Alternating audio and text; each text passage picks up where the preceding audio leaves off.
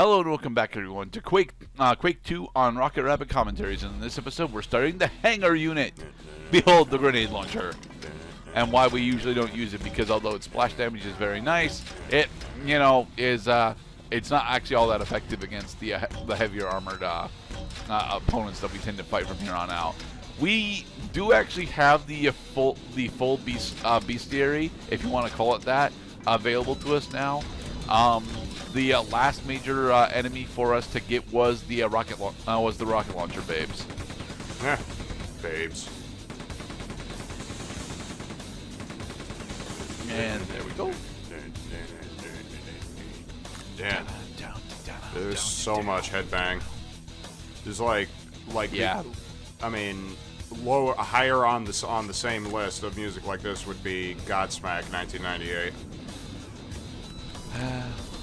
The only song from Godsmack that I ever know is Voodoo. Well, that's the very last track on their debut '98 album, and that one actually has a hidden track that not a lot of people know about. So what I'm doing here is I'm running back and forth to this wall because I know that there's an enemy spawn that happens after you clear out all of the medium chain gun units. This guy shows up. He is the strong Necromancer. He is an enemy that, much like his name implies, has the ability to resurrect the heavier strong units if they actually still have corpses flying around. Jesus Christ! It is very annoying. If he manages to successfully do it, but usually he's low enough armored to where you don't really need to worry about him so much. The secret level that I was referring to in the last part is down in that area that I was just showing off before. It is the space station, and yes, you can go and fight the aerial heavy platform in the space station if you want. But here we have the lab. The lab is one of the longest single levels in the game. And because of my audio editing choices, we will not be having music for most of it, but. That's how I usually play the game, so... Wait. So you're telling me that this game, after we go through the toxic waste facility, now we're going through, by your description, one of the lengthiest and most challenging levels, and it's called the lab. It is not a challenging level, okay? It is not a challenging level. It is a very lengthy level, but it's not honestly all that challenging. A majority of the enemy encounters in here are mostly just fodder and distraction to eat up our ammo for the upcoming actual challenging level at the end of the Hangar unit. The boss battle. So no, there isn't a boss battle at the end of the Hangar. I mean, there tries to be a boss battle at the end of the Hangar, but you can skip him, so I don't really count him. The developers of this game played Crash Bandicoot 1 and loved it. There, I said it.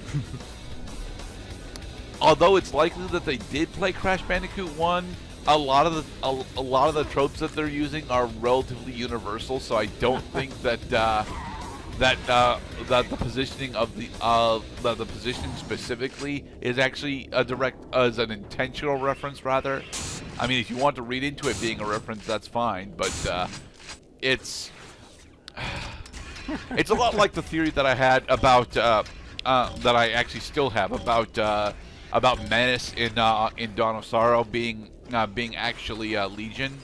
It's pretty easy to draw that conclusion, but that doesn't make it but that does not make it intentional.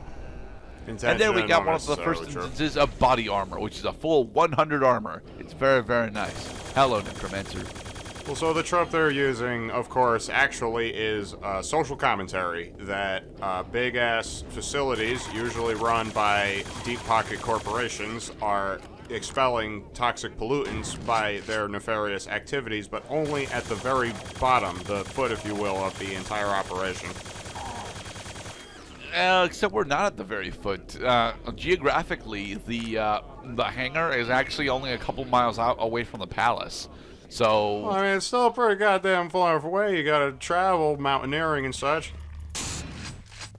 There's actually not all that much mountaineering. I mean, it's we're on Mars. A majority of the strong industrial complex that we're in is relatively level.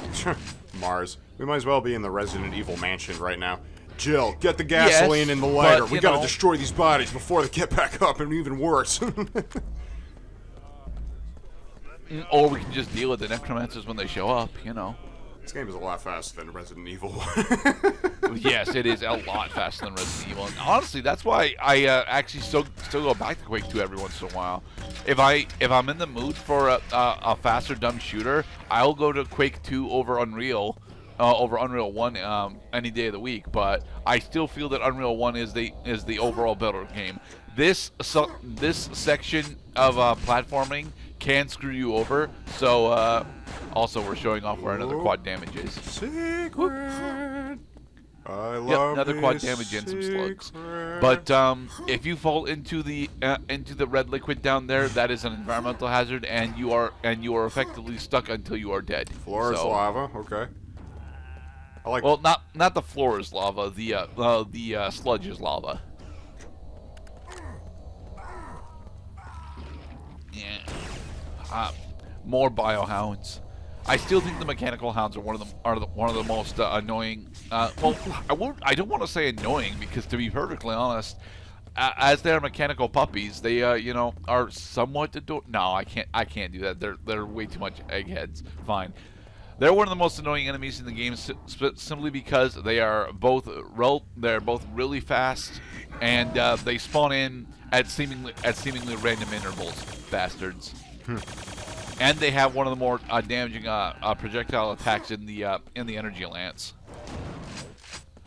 Well, the thing about first-person shooters is the dead center screen, GoldenEye type player logic. It's not necessarily the game that's locking your cursor dead center. That's the player doing that just by walking around and having a desirable view of the environment. Anyway, so enemies that are low on the ground, whose hitboxes you have to move down in order to hit, are typically harder, and a lot of games will compensate for this by making those particular dogs very valuable, or just maybe sparsely placed, acknowledging that they are annoying when faced in numerous succession.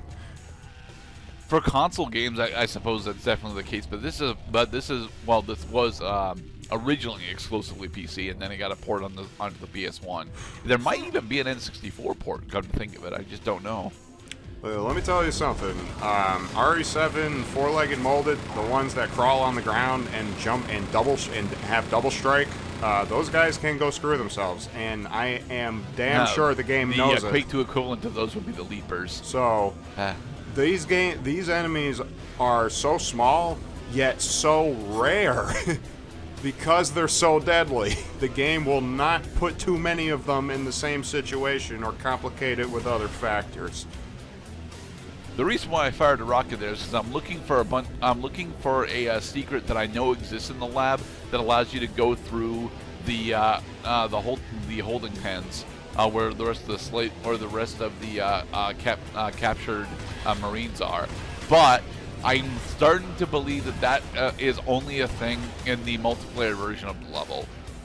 Why, hello there, you sexy robot ladies. How would you like to conduct experiments on Zap Brannigan? Alright, on to the next wing of the hangar. Blow his freaking head off. Sunscreen. Some more health. Alright, and here we go. This is honestly one of the more difficult combat segments in the game for me. No, it's not inner hangar; it's outer hangar that I usually have a problem with. Although inner hangar has its own relatively interesting set pieces, like the air funnel that we'll be encountering shortly. Air funnel. Yoink. Well, what goes And in here? Boink, another adrenaline. Haha. Secret. I'm glad I know where a secrets. good portion of the secrets are in this game. Secrets rule. It allows me to show them off. Nice. Also, if you were paying attention, you may have noticed that behind us was an explosion sound. Yes, they decided to start having set ambushes of aerial units. Like the fucking Come security on, bots where in are Bioshock. It's quiet I time. know that there's an ambush coming. Where is it? Well, welcome back to quiet See, time. it's even open up there. And jump. Hey, we actually made it up here. Woohoo! Huh. It doesn't do anything, sadly, but, you know, it's cool that we made it up there. This room's There he still is. got quiet. Oh, no, there's the fun. All right, we found it. Found it, guys. There. Oh, that's funny. Huh. And then you can trigger one of the ambushes early by going up here this way Got an awful lot of and collecting. Triforces Come on, in go. storage Actually, here. I don't actually want to collect the super health because I'm already at max health. There we go. Boom. There Boy, is you- another ambush for this room on the other side if you collect the super health. Air funnel. Item-dependent ambushes. It For is the record, usual- Doom 1 and Doom 2 did that a fucking lot, and Serious Sam also followed suit. And, I hated it in Serious Sam because a good portion of the time they just decided to throw relatively dense enemy waves at you for attempting to pick up individual pieces of health, and it's like, stop doing that. I don't even want it. Why is it mandatory? For the record, the individual pieces of health were usually not mandatory, but Well, neither are beast they blood decided pellets. to play with your Because I mean, well, the general rockets. the bottom line of that particular challenge is yes, get the thing and kill the enemies as a result of getting the thing. It's usually worth it.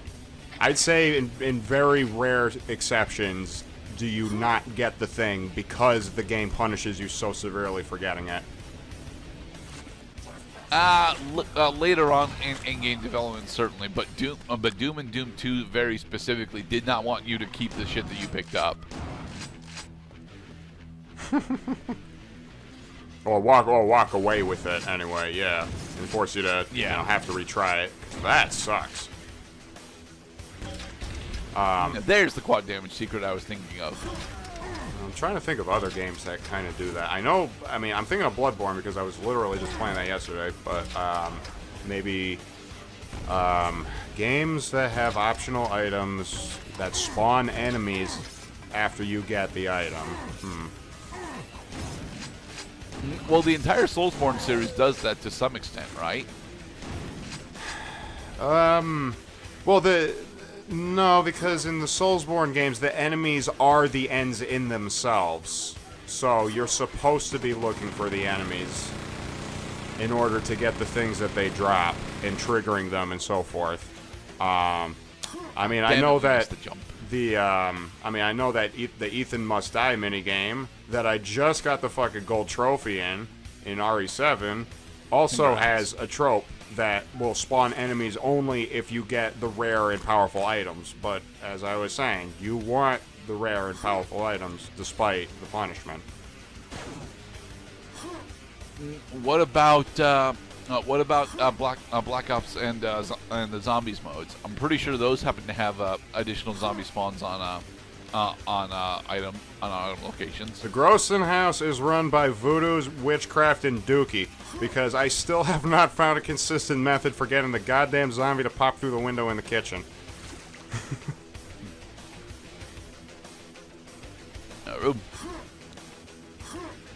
Although, there is, well, I mean, for making story progress in the Final Reich Easter egg, World War II zombies again, you could spawn extra zombies by blowing open the gas chamber at the center of town. It unleashes a swarm of on-fire, fly zombies.